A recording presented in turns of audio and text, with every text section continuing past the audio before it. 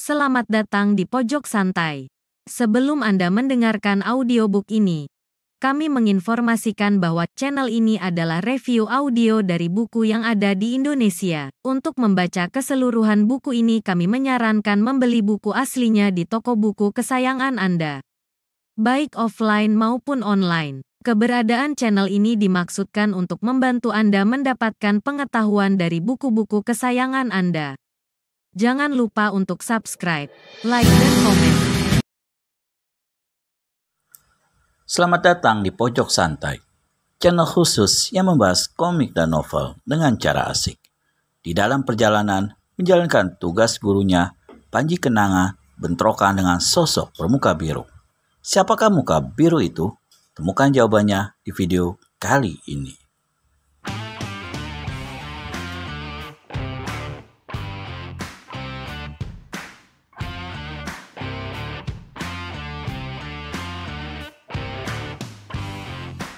Si muka biru melipat gandakan kecepatan gerakannya, begitu juga tenaga dalamnya, sehingga Panji Kenanga semakin terdesak.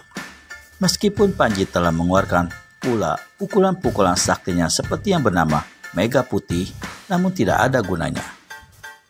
Dirinya tambah lama tambah kepepet, dan pemuda ini mulai berpikir-pikir untuk mengeluarkan pedang gajah biru yang diberikan gurunya. Tapi karena lawan masih bertempur dengan tangan kosong, hatinya merasa bimbang untuk mengeluarkan senjata tersebut. Dalam pada itu, keadaannya semakin kritis juga.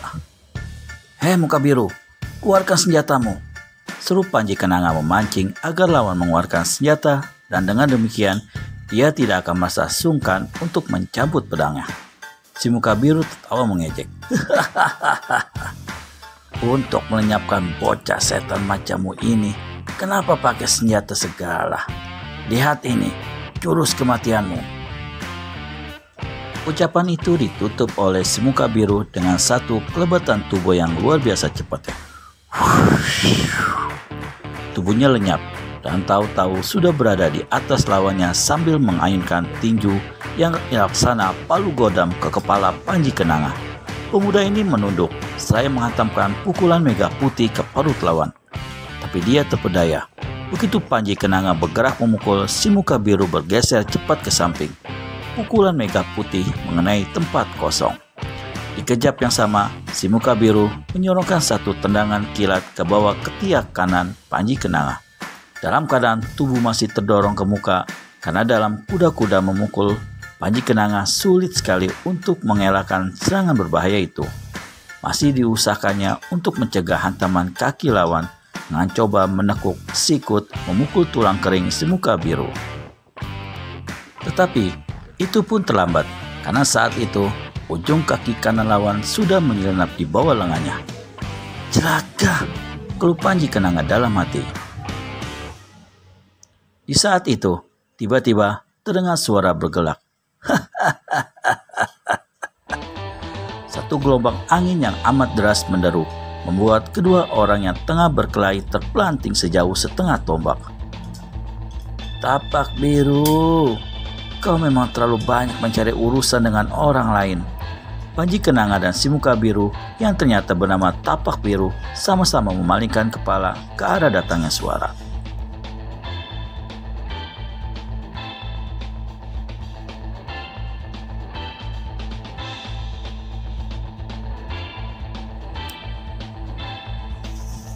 Yang bicara ternyata adalah si botak mata buta yang saat itu telah bangun dari tidurnya, tapi masih duduk di bawah pohon sambil mengucak-ngucak sepasang matanya yang tidak melihat. "Botak buta sialan. Memang kalau tidak engkau sekarang, tidak tentram rasa hatiku. Ini lah." Tapak biru lalu memukulkan tangan kirinya ke arah pohon. Untuk kesekian kalinya, pukulan kelabang biru berkelebat di situ. Mentang-mentang memiliki pukulan baru yang diandalkan, sikapmu sombong selangit," ejek si botak mata buta. Dia meludah ke tanah dan mengangkat tangan kirinya. Satu gelombang dingin bersiuran keluar dari telapak tangan orang ini, dan sekaligus memusnahkan serangan yang amat diandalkan Tapak Biru. Tapak Biru sampai menyurut beberapa langkah melihat bagaimana ilmu pukulannya dibikin musnah semudah itu. Sialan, tidak kusangka Bak Buta ini sudah maju kesaktiannya begitu jauh, maki Tapak Biru dalam hati. Lalu dia berteriak, botak, berdirilah, mari kita bertempur sampai 1000 jurus. Baik orang gendut, jawab si botak mata buta seraya berdiri dengan sikap acuh tak acuh dan sambil tepuk-tepuk pantat celana komprangnya. Justru di saat itu Tapak Biru sudah menerjang menyerangnya dengan satu tendangan kilat. Si botak tertawa. Kelicikanmu masih seperti dulu saja gendut. Lalu dia cepat-cepat menyingkir dan akibatnya tendangan Tapak Biru mengenai batang pohon di sampingnya hingga patah dan tumbang dan menjadi biru akibat racun kelabang biru. Penasaran, Tapak Biru membalikkan tubuhnya dan kembali lepaskan pukulan kelabang biru ke depan. Di belakangnya terdengar gelak tawa mengejek. Kau toh tidak buta sepertiku kan Tapak Biru? Kenapa menyerang tempat kosong? Secepat kilat, Tapak Biru memutar tubuh dan sekali lagi lepaskan pukulan saktinya. Namun lagi-lagi dia mendengar suara tawa dari arah belakang. Si botak mata buta ternyata telah mempermainkannya.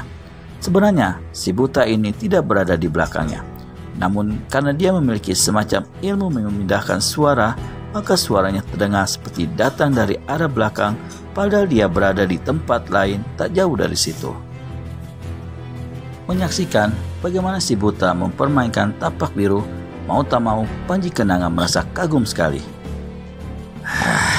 Botak mata buta, mengapa kau hanya berani berkelahi dengan cara pengecut begitu?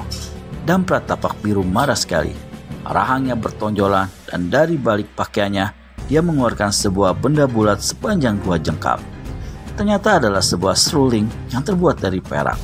Sementara itu, keadaan di tempat itu telah berubah menjadi gelap.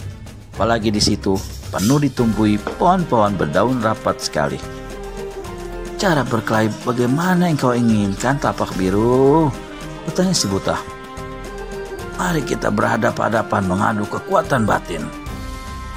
Oh begitu, mengadu kekuatan batin berarti tidak mempergunakan senjata bukan? Terkejutlah Tapak Biru, sedang Panji Kenanga melengak terpaku di tempatnya. Keduanya tak habis pikir, bagaimana orang buta ini mengetahui kalau lawannya mengeluarkan dan memegang senjata? Meskipun buta, namun saat itu tidaklah terlalu sulit bagi si botak mata buta untuk mengetahui bahwa Tapak Biru telah mengeluarkan senjata.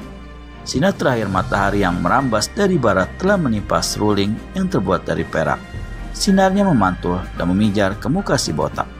Sekalipun buta, tapi pijaran sinar itu masih dapat dirasakan oleh urat-urat syaraf di belakang matanya. Cuma tentu saja dia tidak jelas senjata apa yang ada di tangan lawan saat itu.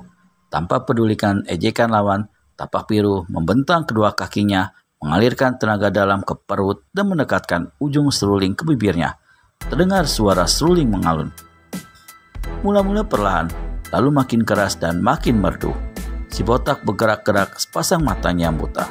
Baik dia maupun Panji Kenanga sama-sama tercekat dengan alunan suara seruling itu. Namun tanpa disadari oleh Panji Kenanga, lambat laun kepalanya menjadi pusing dan berat, sedang pemandangannya mulai berbinar-binar. Lututnya goyah dan tubuhnya perlahan-lahan jatuh duduk di tanah. Sebaliknya, si botak mata buta masih juga berdiri tak bergerak di tempatnya. Keningnya mengkerenyit. Ada kelainan dirasakannya pada denyutan nadinya serta aliran darahnya. Namun di mulutnya tersungging satu senyuman. Setelah menutup jalan pendengarannya, dia pun membuka mulut. Tapak Biru, sejak kapan kau memiliki suling itu? Pasti itu senjata curian ya. Bagusnya, kau mengamen masuk kampung, keluar kampung. Pasti kau bakal mengantongin banyak uang. Tapak Biru tidak pedulikan ejekan lawannya. Tiupan serulingnya semakin keras dan tambah merdu. Bagaimana kelanjutan pertarungan Tapak Biru melawan si botak mata buta? Temukan jawabannya di video selanjutnya hanya di channel Pojok Santai. Segera subscribe dan tekan tombol lonceng untuk mendapat notifikasi dari kami. Terima kasih dan sampai bertemu kembali.